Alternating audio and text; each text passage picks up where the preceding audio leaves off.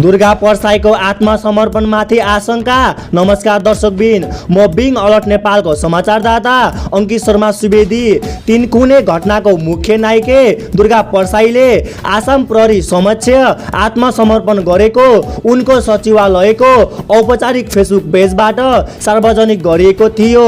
बुधबार उक्त फेसबुक पेजबाट आफ्नो ज्यानको सुरक्षाको ग्यारेन्टी गरे तथा मानव अधिकारलाई साथमा राखे आफू 24 घण्टाभित्र उपस्थित हुनेछु भन्दै एक भिडियो सार्वजनिक गरेका थिए। तर नेपाल प्रहरीका केन्द्रीय प्रवक्ता दिनेश कुमार आचार्यले दुर्गा परसाई हालसम्म पक्राउ नपरेको र आसाम प्रहरीले समेत नेपालको कुनै व्यक्ति पक्राउ नपरेको जानकारी दिँदै उक्त भ्रामक समाचार नफैलाउन अनुरोध गर्दै चैत 28 गते बिहिबारकै दिन एक विज्ञप्ति सार्वजनिक गरेका थिए।